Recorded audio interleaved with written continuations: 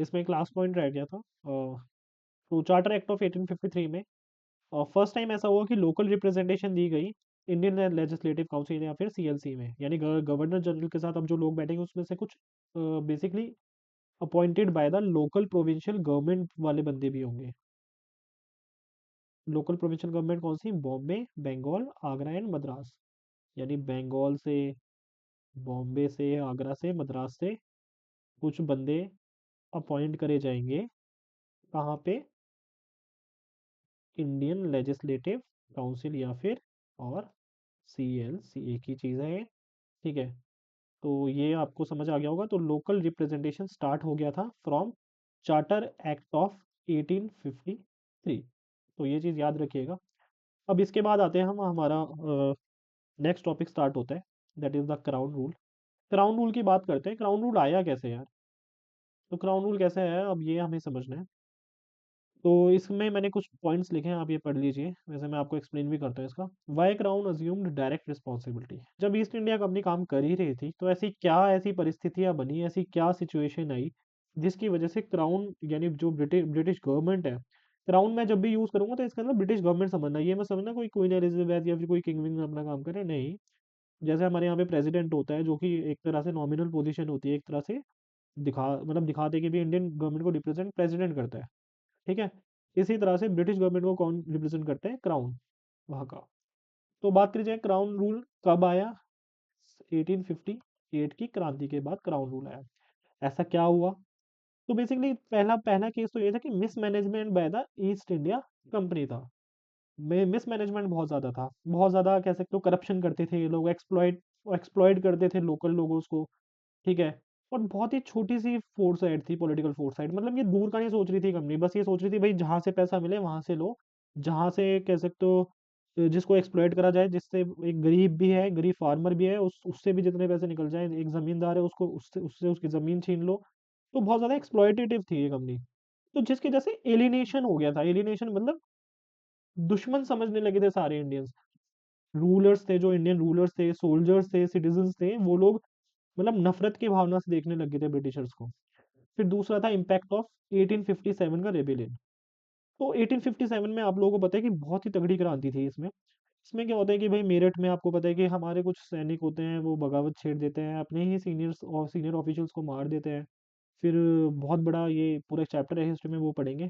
फिर ये वाला रेबेलियन हो जाता है जिसमें काफ़ी थाउजेंड्स में इनके ऑफिसर्स मरते हैं ब्रिटिश गवर्नमेंट के। और ये फर्स्ट टाइम था जब इनको चुनौती मिली इंडिया में कि भाई हाँ थोड़ी सी, अभी तक क्या रहा था, हर हर चीज़ में ये मतलब जीतते जा रहे थे या सक्सेसफुल हो रहे थे, लेकिन फर्स्ट टाइम था जब इन्हें लगा कि भाई यार ये तो मतलब इनके अगेंस्ट काफ़ी चीज़ें लगी। इन्हीं के सैनिक थे जो वो इन्हीं के अगेंस्ट हो गए थे। तो इसने एक्सपोज करा the weakness of in the company's administration and its inability to handle large scale unrest. तो जब इतना बड़े स्केल पे अनरेस्ट हुआ, इनके टॉप बंदे मरे थे उस वाले इसमें रेबिलियन में, 1857 के रेबिलियन में। अब बात करते हैं नेक्स्ट, स्ट्रेंथनिंग इंपीरियल कंट्रोल। अब भाई साफ सीधी बात है, जब पता है कि भाई एक देश से इतना पैसा आ रहा है, इतना एक्सप्लॉइट करके इतना पैसा निकाला जा सकता है। एक सेकंड गाइस।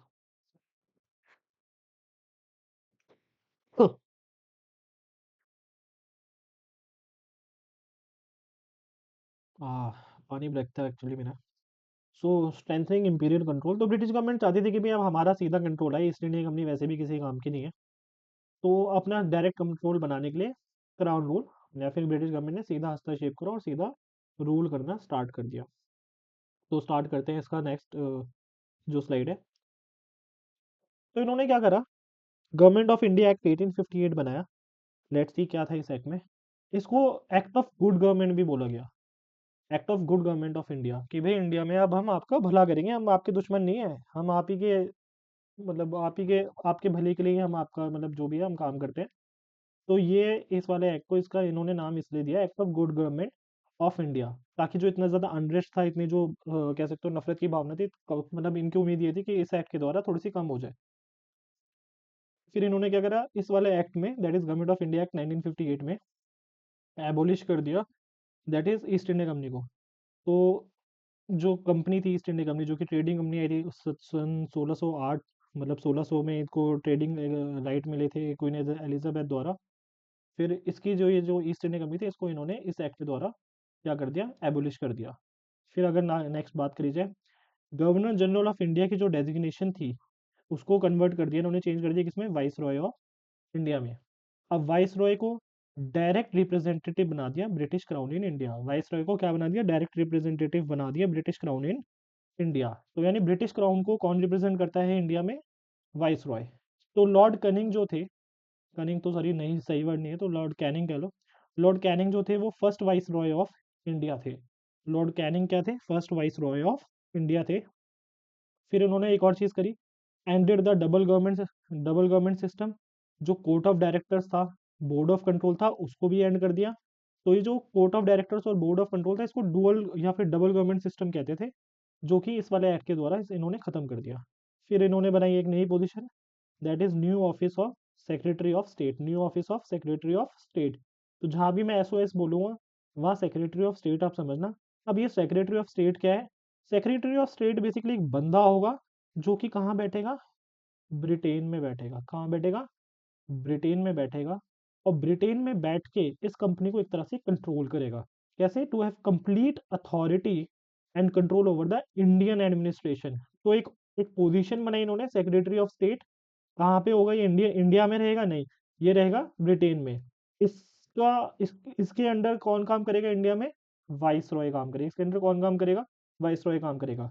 और ये किसको रिपोर्ट प्रस्तुत करेगा, अपनी किसको रिपोर्ट प्रस्तुत या फिर किसको रिपोर्ट करेगा, तो ये एसओएस जो है सेक्रेटरी ऑफ स्टेट करेगा, ब्रिटिश पार्लियामेंट को रिपोर्ट करेगा। तो आपको समझ आया होगा आई गेस।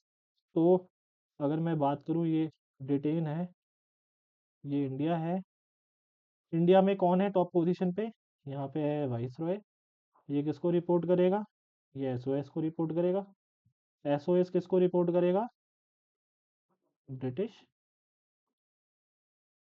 पार्लियामेंट को। ये बेसिकली जैसे एक मिनिस्टर ही था ये एक्चुअली ना, जैसे कैबिनेट में मिनिस्टर होते हैं ना हमारे पास, जैसे नितिन गडकरी है, जैसे हमारे पास डिफरेंट रेलवे मिनिस्टर होते हैं, तो इसी तरह से इन्होंने एक मिनिस्टीरियल पोजीशन बना दी कि भाई एसओएस बना दिया, सेक्रेटरी ऑफ स्टेट।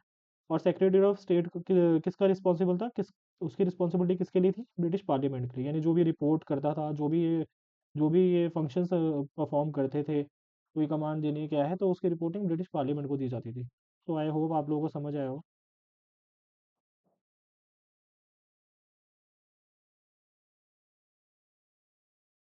फिर नेक्स्ट इस पे आते हैं, Indian councils act of 1861।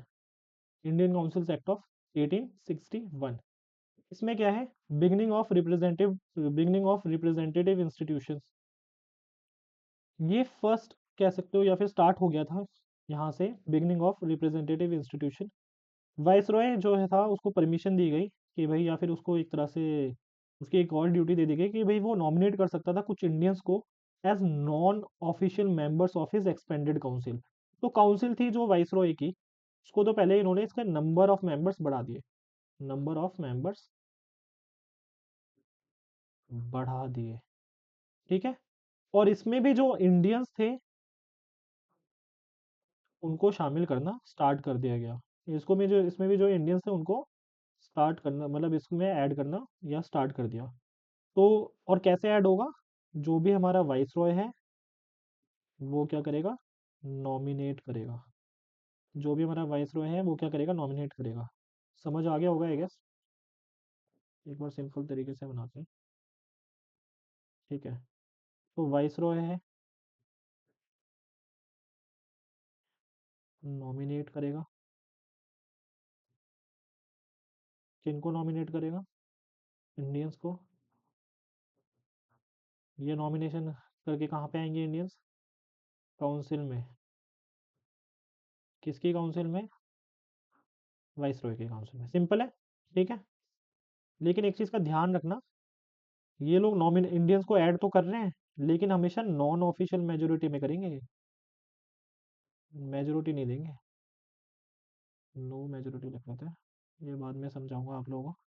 But अभी इतना समझ लो कि भाई इंडियंस को इन्होंने नॉमिनेट करना स्टार्ट कर दिया, किसमें, council of the vice Roy of India. तो लॉर्ड कैनिंग जो थे जो कि फर्स्ट वाइसरॉय ऑफ इंडिया थे, उन्होंने 3 लोगों को नॉमिनेट करा, राजा ऑफ बनारस, सर दिनकर राव और महाराजा ऑफ पटियाला।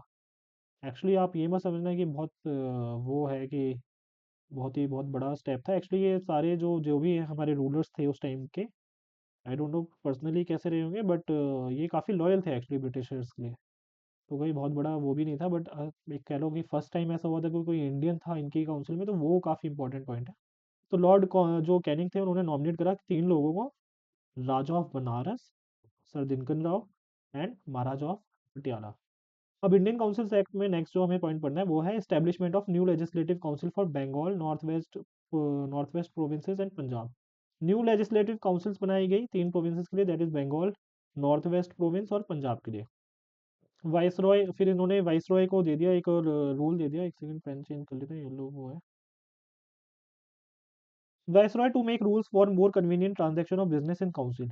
आज का जो हमारे इंडिया में प्रेसिडेंट है ना, उसके पास भी सेम पावर है कि वो कन्वीनियंट ट्रांजैक्शन ऑफ बिजनेस के लिए रूल्स एंड रेगुलेशन बना सकते हैं। प्रेसिडेंट को ये पावर दी गई है, ठीक है। बट ये सिमिलर नहीं होगी, वो पढ़ेंगे हम क्यों, थोड़ा सा वो पढ़ेंगे कि भाई एड एंड एडवाइस ऑफ जो भी अपना काउंसिल ऑफ मिनिस्टर्स हैं वो सब करना है। लेकिन अभी फिलहाल देखो कि वाइसरॉय को जो क्या था कि भाई कन्वीनियंट ट्रांजैक्शन ऑफ बिजनेस के लिए, यानी जो डे टू डे काम हो रहा है, जो भी इंडिया में जो भी ऑपरेशंस हो रहे हैं, उसको आसान बनाने के लिए जो था वाइसरॉय रूल्स बना सकता था, ठीक है। और इसमें एक और पावर दे दी वाइस रॉय को, तो मतलब जो बेसिकली लॉर्ड कैनिंग लेकर आए थे, तो लॉर्ड कैनिंग ने क्या करा, एक सिस्टम इंट्रोड्यूस करा, पोर्टफोलियो सिस्टम। इसमें क्या करा, पोर्टफोलियो सिस्टम में क्या होता है बताता हूँ आपको। इसमें जो है एक एक्स बंदा है, काउंसिल में ही है, इसको लॉर्ड कैनिंग ने क्या करा, या फिर जो भी वाइस रॉय होगा वो एक डिपार्टमेंट दे देगा, फॉर एग्जाम्पल वाटर डिपार्टमेंट मैंने दे दिया किसी को। अब वाटर डिपार्टमेंट से रिलेटेड जो भी चीजें हैं, जो भी फंक्शंस हैं, जो भी डिसीजन है, वो ये एक्स पर्सन डायरेक्टली ले सकता है।